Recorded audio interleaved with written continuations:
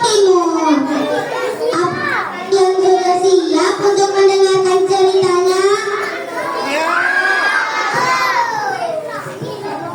Baik, kita mulai ya. Ada suatu masa di sebuah kampung di pedalaman Belito hiduplah seorang janda 3 beranak. Usia ketiga anaknya dan terpantau jauh, namun macam kedua kakaknya nak sombong dan angkuh. Si bungsu amatlah rendah hati dan santun. Suatu hari mereka sedang pergi menanggung udang di tepi sungai dekat rumah mereka. Setelah merasa cukup untuk makan malam, mereka kembali ke rumah. Namun malam gak dapat ditolak karena ada yang menjaga api di rumah. Matilah api di satu-satunya tempat untuk meminta api adalah di tempat ular Renggiong. Gila kau pergi ke tempat ular Renggiong tidak minta api. Baiklah mak. Akhirnya berangkatlah si sulung menuju tempat ular Renggiong untuk meminta api. Sesampainya di tempat ular Renggiong, berkatalah si sulung, "Ular Renggiong, oh ular Renggiong, berilah aku api. Mudah kau beri aku api, busuk udangku dalam tangkok, mekar berasku dalam periuk." Terdengar suara melata bercampur desisan. Akhirnya yang dimunculin ular Renggiong. "Api akan ku beri api, asal kau mau ku jadikan istri." "Apa kau bilang? Aku nak kau jadi bini?" sang Arab. "Lebih baik aku balik dan api." Akhirnya setelah menolak dengan kata-kata kasar, si sulung kembali ke rumah tanpa membawa api. Sampainya di rumah, sang umatek bertanya dengan si sulung, mana api itu? Bukan umat nyuruh kau ke tempat ular Renggiong tidak minta api. Apa jangan-jangan kau dah ke sana?" "Puan mak, tapi aku kan diberi dia api asal aku nak dijadikan bini. Begitu pasti aku nolak mama." Akhirnya sang umatek berkata lagi, "Begitu kau ulang tengah. Tapi mah kini kenapa pun aku pula nak jadi bini? Mana kita tahu belum dicoba. Siapa tahu dia kan akan kakak kau." "Oh ya tuh iya lah mak." Akhirnya berangkatlah si tengah menuju tempat ular Renggiong. Sesampainya di tempat ular Renggiong, berkatalah si tengah, "Ular Renggiong, oh ular Renggiong, adakah kau di dalam? Munadu, beri aku api. Mudah, busuk udangku dalam tangkok, mekar berasku dalam periuk."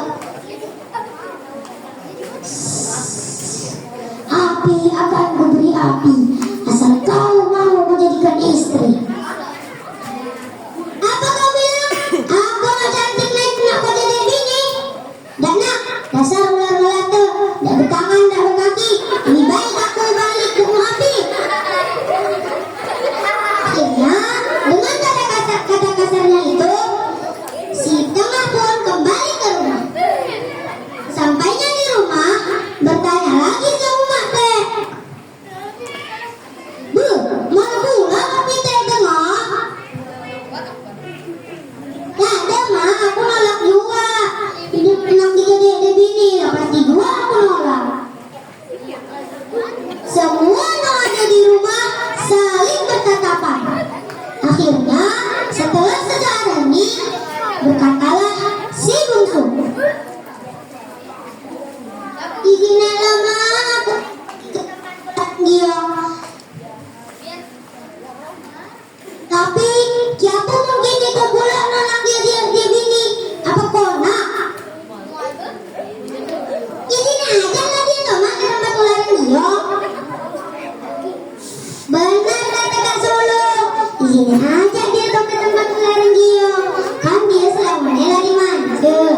jarang dia membalas jasa.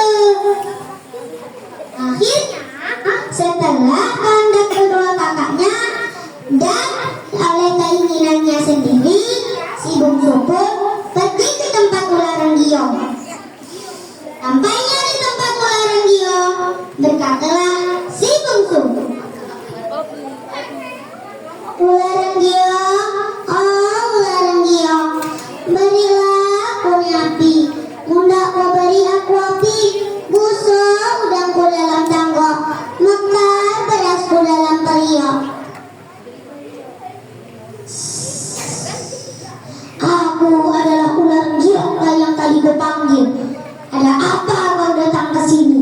Apa kau tak melihat matahari sudah mau kembali ke tempat peristirahatannya? Maafkan aku, ular Renggio. Aku kesini hanyalah untuk meminta api." Ternyata kau sama dengan kedua gadis sebelumnya, pergi ke sini untuk meminta api. Dan saat kuberikan tawaran yang setimpal, mereka menolak dengan kata-kata kasar. Maafkanlah mereka, wahai ular Renggio. Mereka adalah kedua kakakku.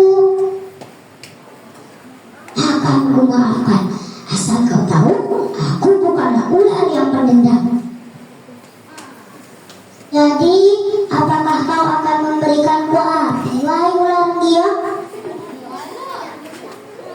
Tentu akan kuberi api, jika kau telah mendengar persyaratannya. Akan kuberi api, asal kau mau menjadikan istri. Aku bersedia, wahai ular Renggio. Apa kau yakin dengan ucapan itu? Tentu, ular Renggio. Apapun akan kulakukan demi kedua kakak dan ibuku. Baiklah, akan kuberi kau api. Sekarang kita ke rumah dulu, karena aku harus berkenalan dengan kedua ipar-iparku dan mertuaku. Akhirnya, keluarga si bungsu dapat makan malam. Namun, malam bagi bungsu, dia dihina dan diolok-olok oleh kedua kakaknya. Hari pernikahan pun tiba. Keajaiban terjadi pada ular Renggio. Kabut-kabut dan cahaya menyelimuti ular Renggio. Sisik-sisik bersatuan. Muncullah pria tampan dan gagah dan asap dan cahaya tersebut. Semua terkejut, kakak-kakaknya iri. Akhirnya, setelah semua merasa tenang, Renggio pun menjelaskan asal-muasal ular Renggio.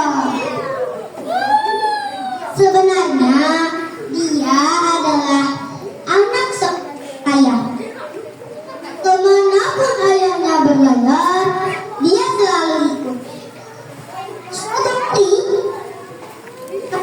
mereka sedang bersandar di dermaga Belitung. Dia berpapasan dan seorang kakek tua. Dia menakali kakek itu karena memang Renggio adalah anak yang nakal. Kakek itu bukan sembarangan orang, namun kakek itu orang yang suci dan sakti. Akhirnya, karena kesaktiannya, kakek itu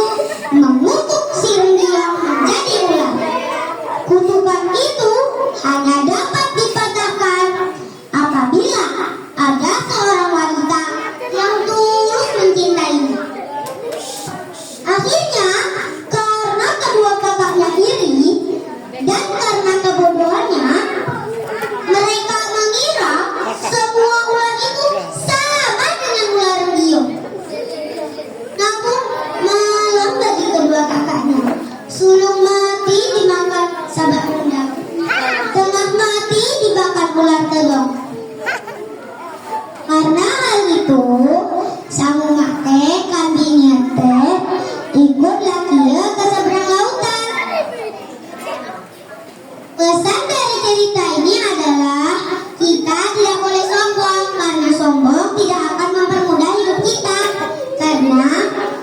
Karena itu kita lebih baik memiliki sifat rendah hati dan santun. Sekian cerita dari saya. Wassalam.